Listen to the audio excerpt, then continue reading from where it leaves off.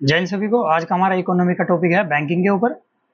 Bank क्या है? Bank एक वित्तीय संस्था है, फाइनेंशियल इंस्टीट्यूट है जो लोगों के जमा को स्वीकार करता है और ऋण देता है। यानी लोगों का जो पैसा है उसको अपने पास जमा करता है, जरूरत पड़ने पर उनको लौटाता है, और अगर जरूरत से ज़्यादा जितना उनके जमा है उससे ज़्यादा की उनको अगर आवश्यकता है तो उसके लिए बैंक लोन देता है। बैंकों का विकास किस प्रकार हुआ? भारत का सबसे पहला बैंक है बैंक ऑफ हिंदुस्तान, जिसकी स्थापना 1770 से 1771 में हुई। हेडक्वार्टर इसका कलकत्ता में था। यह है यूरोपियन पद्धति पर आधारित है और इसको स्थापित किसने किया है? अलेक्जेंडर एंड कंपनी ने इसको स्थापित किया है। उसके बाद ईस्ट इंडिया कंपनी द्वारा 3 प्रेसिडेंसी बैंकों की स्थापना की गई। 1806 में बैंक ऑफ बंगाल की, 1840 में बैंक ऑफ बॉम्बे और 1843 में बैंक ऑफ मद्रास की। इन तीनों बैंकों का एक साथ विलय हुआ जो कि जनवरी 1921 में हुआ, इंपीरियल बैंक ऑफ इंडिया के नाम से। 1921 में इन तीनों बैंकों का मिला के एक बैंक बनाया गया और उसका नाम क्या रखा गया? Imperial bank of India. उसके बाद एडी गोरेवाला समिति की सिफारिश के आधार पर 1 जुलाई 1955 में, डेट इंपोर्टेंट है ये, 1 जुलाई 1955 में इंपीरियल बैंक ऑफ इंडिया का राष्ट्रीयकरण हुआ और इसका नाम क्या रखा गया? एसबीआई, यानी स्टेट बैंक ऑफ इंडिया। दूसरा हमारा एक बड़ा बैंक है आरबीआई। आरबीआई क्या है? देश का केंद्रीय बैंक है, यानी सेंट्रल बैंक है, और 4 इसके स्थानीय बोर्ड हैं, 4 लोकल बोर्ड कह लेते हैं, क्या होते हैं इसके? कलकत्ता, मुंबई, नई दिल्ली और चेन्नई। आरबीआई की जो स्थापना हुई है वो 1 अप्रैल 1935 में हुई। इंपोर्टेंट क्वेश्चन है, आरबीआई की स्थापना कब हुई है? 1 अप्रैल 1935 में हुई, और इसका जो अधिनियम पारित हुआ था वो हुआ था आरबीआई एक्ट 1934 में। यह किसकी सिफारिश पे बनाया गया?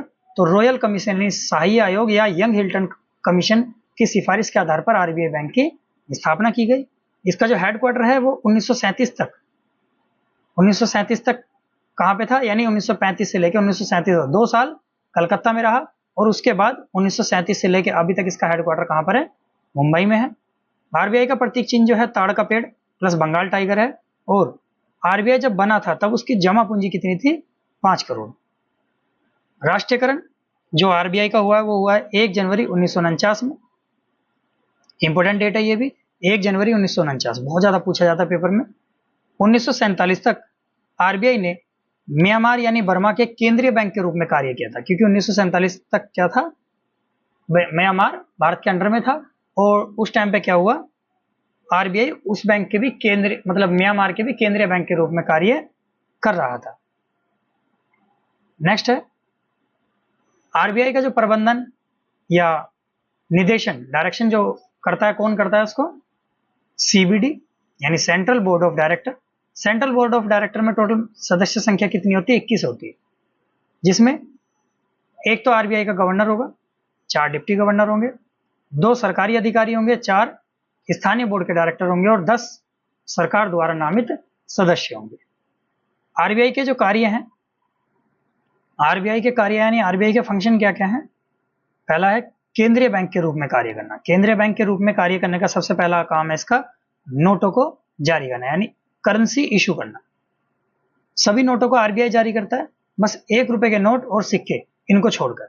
1 रुपए के नोट पर जो हस्ताक्षर होते हैं वो वित्त सचिव के होते हैं, और सभी सिक्कों पर भारत सरकार का वित्त मंत्रालय द्वारा जारी होता है, यानी सभी सिक्के जो हैं वो भारत सरकार का जो वित्त मंत्रालय है वो जारी करता है। और 1 रुपए का नोट और सभी सिक्के छोड़कर जितने भी हमारे करेंसी है, जितने भी नोट है, वो सभी कौन जारी करता है? आरबीआई जारी करता है। आरबीआई सभी को न्यूनतम आरक्षित प्रणाली के आधार पर जारी करता है। न्यूनतम आरक्षित प्रणाली का मतलब है कि आरबीआई के पास जब तक इसमें 200 करोड़ रुपए आरबीआई के पास होंगे तो तभी आरबीआई नए नोट जारी करेगी। 200 करोड़ रुपए का मतलब है इसमें 2 प्रकार से हो सकते हैं, लगभग 115 करोड़ तक का सोना हो सकता है और 85 करोड़ तक की विदेशी मुद्रा हो सकती है। तो न्यूनतम आरक्षित प्रणाली का अर्थ ये हो गया कि आरबीआई के पास न्यूनतम 200 करोड़ रुपए तक होने चाहिए, वो चाहे सोने के रूप में हो और चाहे विदेशी मुद्रा के रूप में हो, तभी आरबीआई नए नोट जारी करेगा। दूसरा काम है इसका व्यापारिक बैंकों को लाइसेंस देना और लाइसेंस रद्द करना। अगर बैंक सही तरीके से चल रहा है तो लाइसेंस दिया जाएगा उसे, और अगर कोई बैंक धांधलेबाजी कर रहा है किसी प्रकार की तो उसका लाइसेंस रद्द करने का भी अधिकार किसके पास है? आरबीआई के पास है। बैंकिंग प्रणाली का विनियमन और नियंत्रण यानी रेगुलेशन और कंट्रोल किसके पास है? वो भी आरबीआई के पास है। ये बैंकिंग रेगुलेशन एक्ट 1949 के तहत।